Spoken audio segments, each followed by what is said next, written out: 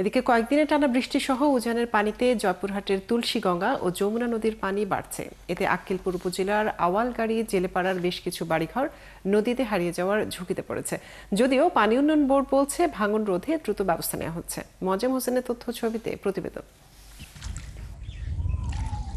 টানা বৃষ্টি আর উজানের ঢলে প্রতিদিনই বাড়ছে জয়পুরহাটের তুলসীগঙ্গা ও যমুনা নদীর পানি। বৃহস্পতিবার সকাল থেকে আক্কেলপুর উপজেলার আওয়ালগাড়ি জেলেপাড়ায় দেখা দেয় ভাঙন আতঙ্কে লোকজন নিরাপদ এলাকায় আশ্রয় নিতে শুরু করেছে। নদীপাড়ের বাসিন্দারা বলছেন, যে কোনো মুহূর্তে তাদের বাড়িঘর সহ ফসলি জমি নদীতে মিশে যাবে। নদী খনন আসছিল না, তখন একটু একটু ভাঙতেছে। নদী খনন করার পর গোটাটাই ভাঙে চলে গেছে।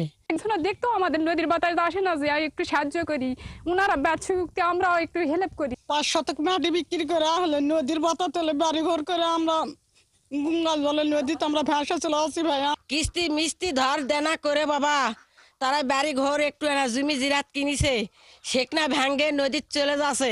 এই বিষয়ে পানি উন্নয়ন বোর্ডের নির্বাহী প্রকৌশলী জানান, তুলসীগঙ্গা ও ছোট যমুনা নদীর পানি এখনও বিপদসীমার নিচ দিয়ে বইছে, তাই আতঙ্কিত হবার কোনো কারণ নেই। এছাড়া আক্কেলপুরের জেলেপাড়ায় ভাঙনের বিষয়ে ব্যবস্থা নেওয়া হচ্ছে বলেও জানান তিনি।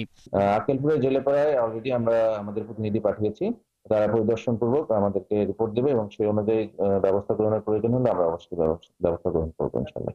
ভাঙন ঠেকাতে দ্রুত ব্যবস্থা নেওয়ার দাবি জানিয়েছেন নদীপাড়ের মানুষ। ফারদিন নীরব, ৭১। এ বিষয়ে বিস্তারিত জানাতে আমাদের সাথে জয়পুরহাট থেকে যুক্ত হচ্ছেন সহকর্মী মজেম হোসেন। মজেম, জানাবেন যে নদীপাড়ে মানুষরা প্রশাসনের পক্ষ থেকে এখন পর্যন্ত কোনো ধরনের সহায়তা পেয়েছে কিনা এবং তারা কি ধরনের সহায়তা চাচ্ছেন? তারা বললেন যে এই ক্ষতিগ্রস্ত পরিবারেরা কোনো সরকারি সহযোগিতা পেয়েছে কিনা। আমি বলবো এখন পর্যন্ত কোনো ধরনের কোনো সহযোগিতা ওনারা পান নাই। আমরা এই নদী ভাঙ্গন যে ক্ষতিগ্রস্ত যে মানুষগুলো রয়েছে, আমরা প্রশাসনের সঙ্গে কথা বলেছি। আমরা উপজেলা প্রশাসন, দুর্যোগ ত্রাণ ও দুর্যোগ মন্ত্রণালয়, জয়পুরহাটের সঙ্গে কথা বলছি। তারা সবাই আমাদেরকে আশ্বস্ত করেছেন যে এই ক্ষতিগ্রস্ত পরিবারকে তারা সার্বিক সহযোগিতা করবে। পানি উন্নয়ন বোর্ড থেকে বলা হয়েছে যে এই যে বাড়ি ভাঙন, যে ঘর বাড়ি যে ভাঙনগুলো হচ্ছে, এই ভাঙনগুলোতে কিন্তু তারা কিন্তু খুবই দ্রুত ইতিমধ্যেই পানি উন্নয়ন বোর্ড থেকে কিন্তু এখানে বালু ফেলা হয়েছে, সম্পূর্ণ যে ডাম্পিং করা হবে। আর আপনাকে এটা বলে রাখি যে জয়পুরহাট জেলায় কিন্তু একেবারে শহরের দুপাশ দিয়ে কিন্তু দুটি নদী বহত হয়েছে। জয়পুরহাটের শহরের পশ্চিম দিক থেকে ছোট যমুনা নদী এবং পূর্ব দিক থেকে কিন্তু তুলসীগঙ্গা নদী কিন্তু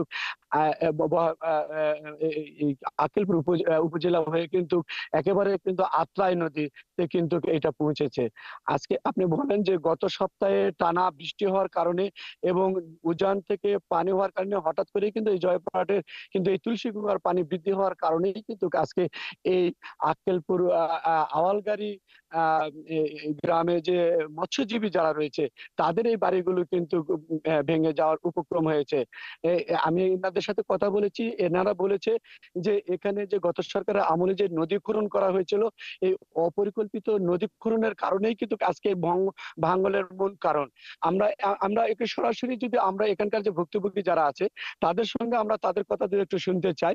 আপনারা এখানে কিভাবে এটা ভাঙছে, আপনারা কিভাবে ক্ষতিগ্রস্ত হলে বলবেন? আসসালামু আলাইকুম, আমি মালা। আমাদের এই নদীটা ভাঙছে আগের সরকারের কারণে। আগের সরকার যদি আমাদের এই নদীটা এই পূর্ব দিকে না ঘুরে পশ্চিম দিকে মাটিটা দিত, তাহলে কিন্তু আমাদের অনেক শত শত বাড়িঘর বাঁচত এবং আমাদের আতঙ্ক নিয়ে আমাদের বাঁচতে হতো না। আমাদের এখন এমন পর্যায়ে এসে দাঁড়াইতে, আমরা আমাদের না পারছি রান্না করে খেতে, না পারছি বাচ্চা কাচ্চা নিয়ে দাঁড়াইতে, না পারছি কোনো সুষ্ঠু মতন ঘুমাইতে।